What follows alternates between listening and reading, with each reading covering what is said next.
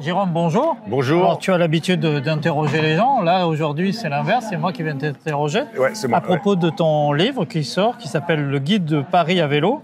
Tu avais déjà fait un livre sur le vélo taf. Là, on est plus sur du vélo découvert, du cyclotourisme. Ouais, en fait, l'idée, c'est d'essayer de convaincre ceux qui font pas de vélo taf, parce qu'ils ont peur, parce qu'ils maîtrisent pas la ville, parce qu'ils maîtrisent pas leur vélo, ou ceux qui font du cyclotourisme et qui vont très loin, essayer de leur dire, mais alors ceux qui font pas de vélo taf, leur dire, mais apprivoiser le vélo et la ville en pédalant autrement et en découvrant la ville et tout ce qu'il y a à voir dans une ville comme Paris et sa banlieue.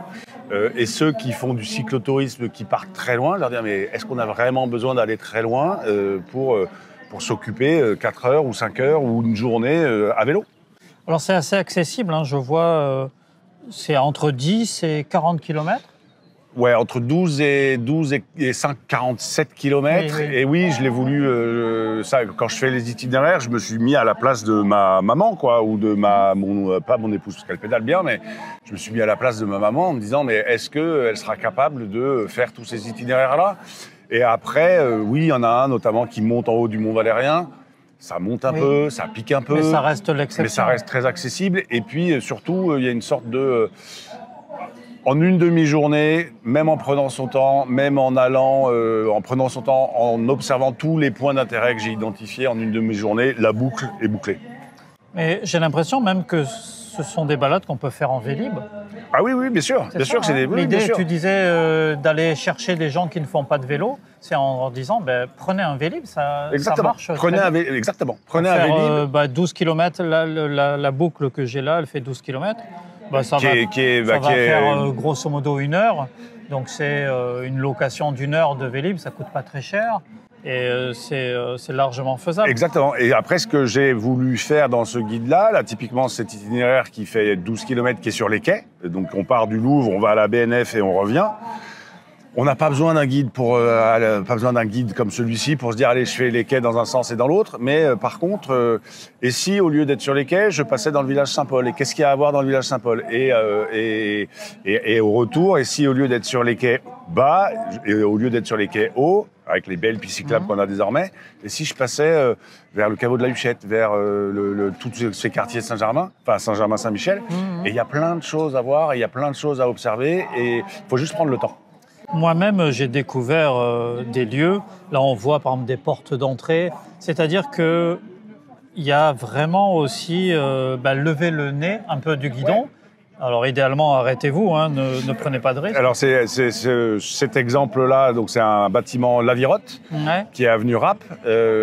J'ai dû passer devant 50 ou 200 fois sans le voir, parce qu'il y a effectivement une priorité à droite qui fait qu'à vélo, on est plutôt en train de regarder à droite ce qui se passe.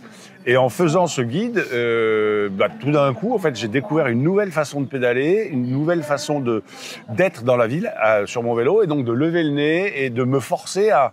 Je pense que nos cerveaux se mettent assez vite dans une forme de routine, et de me forcer à me dire, mais d'habitude, là, tu regardes à droite, et si tu regardais à gauche? Et ce bâtiment Lavirotte que j'ai vu là, qui est avenue Rapp, c'est vraiment comme ça que je l'ai découvert. Je suis passé devant peut-être 50 ou 100 fois, et je me suis dit, il est là et il est magnifique. Et derrière, juste derrière, il y a le square, il y a un petit square.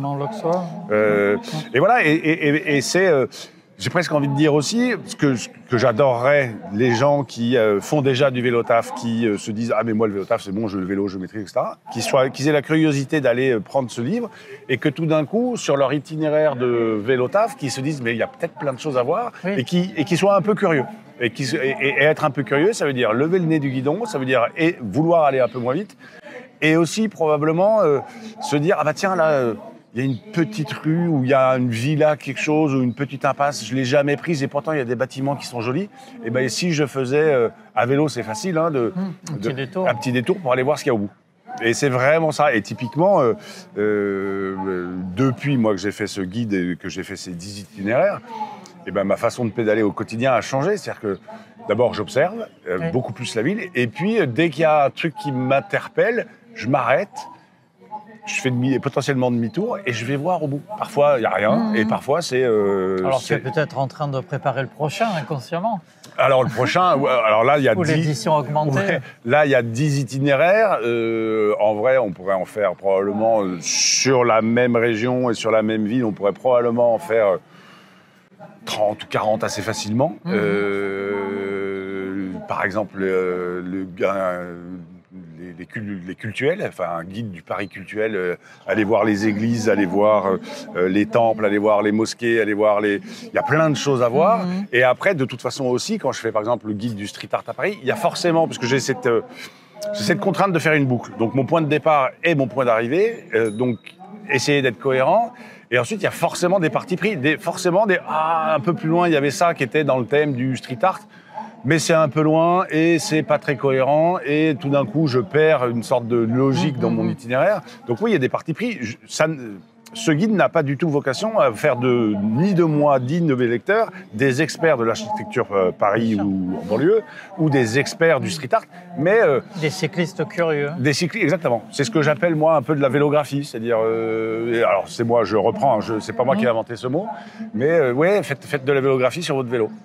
Okay. Et après, le suivant, ça pourrait être aussi, c'est ce qu'on disait un peu avant qu'on soit devant la caméra, ça pourrait être, là c'est Paris, mais demain ça pourrait être Bordeaux, ça pourrait être Roubaix, ça pourrait être Lille, ça pourrait être Grenoble, oui, ou déclinable à l'infini. Ou le département du Lot, avec un point de départ. Et si c'est dans le Lot, eh ben, ce sera peut-être un peu moins urbain, un peu plus des distances un peu plus longues, mais quand on pédale dans le Lot, je pense qu'on peut faire 10 km. Là, typiquement, mon itinéraire de 12 km sur les quais de Seine et autour des quais de Seine.